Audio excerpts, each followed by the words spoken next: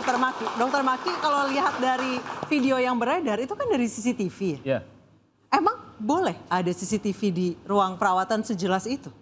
Ya, sebetulnya itu masuk ke dalam ranah privasi ya, karena pasti akan ada beberapa tindakan-tindakan di dalam ruangan itu. Artinya jika ada CCTV maka pasien-pasien yang lain pun akan terekam. Baik dalam tindakan dalam tanda kutip ya, secara resmi tindakan yang secara resmi dan prosedural itu pasti akan terekam dan belum tentu si pasien ini menyadari bahwa tindakan ini atau mungkin ada bagian yang tervisualisasi di dalam rekaman. Tapi itu letak CCTV-nya sudah sesuai dengan aturan di rumah sakit? Jadi memang dalam aturan tidak boleh dalam ruangan itu ada CCTV. Berarti itu yang pihak rumah sakitnya mesti diperiksa juga berarti? Kalau nggak salah itu klinik ya itu. Klinik. Bisa saya bantu jawab? Silakan. Kebetulan saya ketemu langsung sama Bapak Direktur yang polisi yang menangani kasus ini. Jadi CCTV itu sengaja dibuat pemilik klinik karena banyaknya laporan bahwa dokter ini jahil. Oh. Jadi ini untuk mencari bukti, membuktikan bahwa dokter ini memang berperilaku. Mohon maaf, dokter itu sebenarnya kan pihak klinik udah bilang dia udah dikeluarin. Ya. Ya kan? Ya.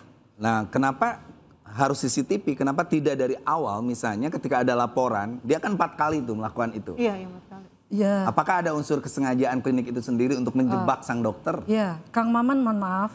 Saya hanya menyampaikan apa yang saya dengar dari Bapak Kepolisian bahwa mungkin kan kita gini Kang Maman, kita tidak bisa langsung menghujat, mengadili seseorang dokter tanpa ada bukti. Mungkin itu maksudnya dia pasang CCTV bahwa kamu ini benar gitu loh.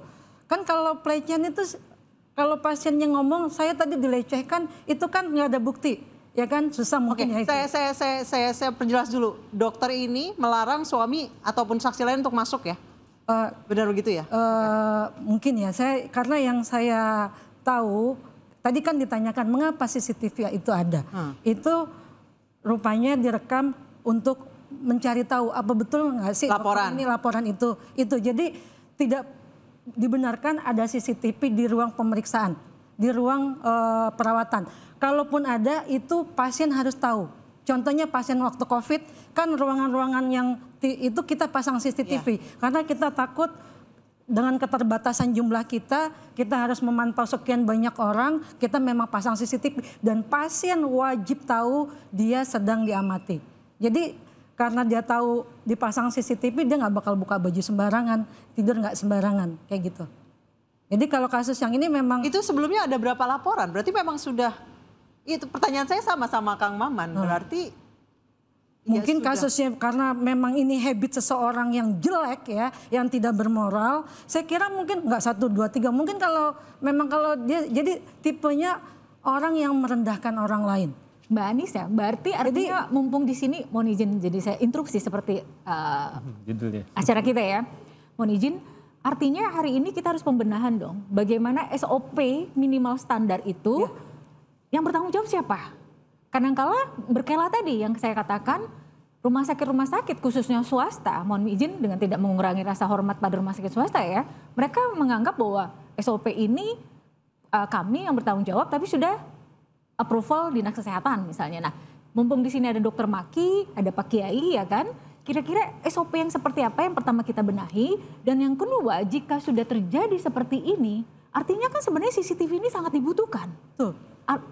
Kita dilema, satu sisi misalnya melanggar hak privasi pasien, tapi dalam hal yang sama ini juga menjadi predator bagi oknum-oknum. Yang kita tahu akar permasalahannya adalah lagi-lagi kadang-kadang personal dari si oknum tersebut yang mempunyai mungkin kelainan seksual ataupun orientasi seksual dan sebagainya. Tadi kata Kang Maman ini benar predator seksual atau tadi iseng? Iya. Dengan adanya bertubi-tubi dalam waktu yang bersamaan, ada 3 dokter sekaligus, saya secara pribadi menyatakan tidak bisa melihat itu adalah iseng. Tapi bagaimana hari ini banyak masyarakat kita ya sebagai pelaku, karena mereka sangat mudah mengakses pornografi. Dan kita tahu berdasarkan para pakar neuron, jika mata kita yang sudah terbiasa melihat seksual, ada dorongan melakukan perilaku seksual menyimpang itu tinggi Mbak Anissa. Disinilah menurut kami duduk bersama akar permasalahannya tuh apa, iya kan? Jika sudah terjadi seperti ini, rumah sakit seperti apa? Supaya apa? Rumah sakit ini betul-betul jadi tempat aman. Kita ini mohon izin ya Pak Kiai, Mbak Anissa dan teman-teman, bahwa hari ini kita tahu bukan hanya permasalahan seksual di lingkungan sektor kesehatan.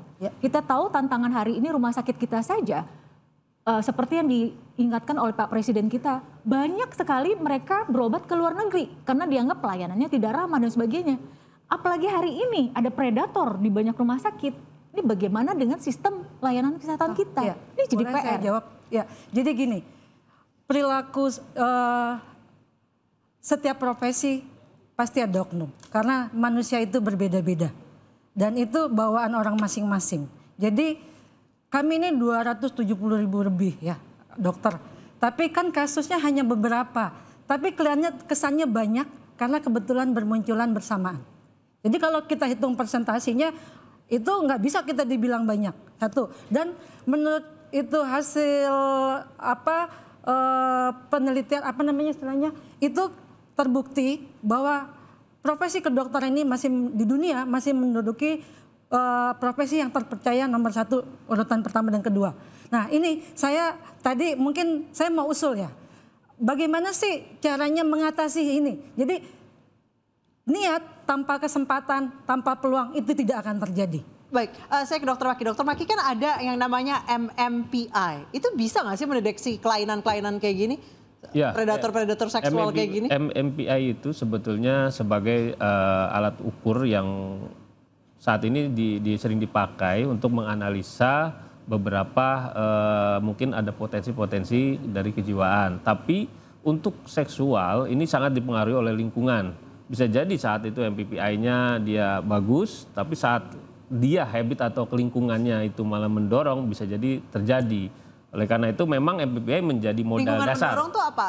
Kayak misalnya dokter residen dipaksa bekerja 50 jam per minggu. Bisa jadi ya ada faktor psikologis atau yang dia keluarga atau mungkin kebiasaan dia atau lingkungan dari teman-temannya atau mungkin input yang biasa mereka tadi bahas tentang pornografi dan lain-lain, itu akan sangat memungkinkan. Oleh karena itu bukan hanya MMPI saja, terutama dalam saat ini lagi proses pendidikan. Saya rasa dengan adanya pengawasan-pengawasan yang lebih ketat secara reguler, bukan hanya tugas yang tadi lebih dari 50 jam atau bagaimanapun ya, dengan misalnya teman-teman yang punya keluarga, itu juga perlu adanya edukasi dan juga konseling yang mendalam bagi tenaga-tenaga kesehatan yang saat ini sedang menjalani pendidikan. Iya, boleh saya menambahkan?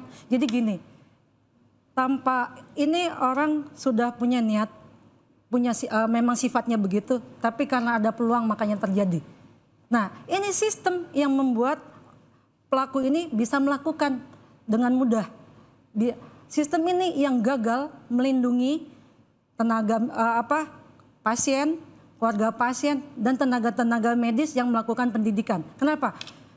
Sistem tadi yang maksud saya kita CCTV itu bukan CCTV yang mengawasi ke pasien lagi diperiksa, bukan. Tidak sampai penting seperti itu. Jadi misalnya ruangan tindakan itu, kalau tindakan tidak boleh. Cukup dengan adanya perawat dan pendamping keluarga sebagai saksi itu sudah bisa melindungi baik dokter dari fitnah maupun pasien dari pelecehan. Juga melindungi dokter dari pelecehan. Karena bukan tidak pernah, kami juga dilecehkan, dicolek misalnya, ditepok pantatnya secara verbal juga ada. Bahkan mungkin dicium segala macam, karena sifat manusia itu setiap orang beda-beda. Jadi karena peluang tadi, maka terjadilah hal ini.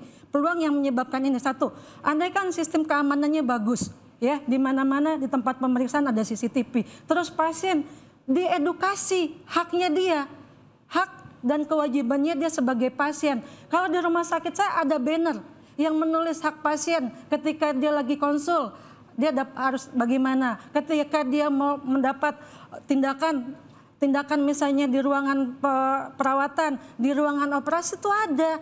Misalnya dia mesti, kalau dia konsul ke dokter, dia boleh ditemani keluarga atau tidak. Karena kalau konsul itu kan cuma wawancara. Ada hal-hal yang mungkin dia tidak ingin keluarganya tahu. Tapi tetap harus ada perawat yang melindungi, yang sebagai saksi, yang mengawasi di sana, memantau. Tapi jumlah tenaga medisnya kurang, Pak.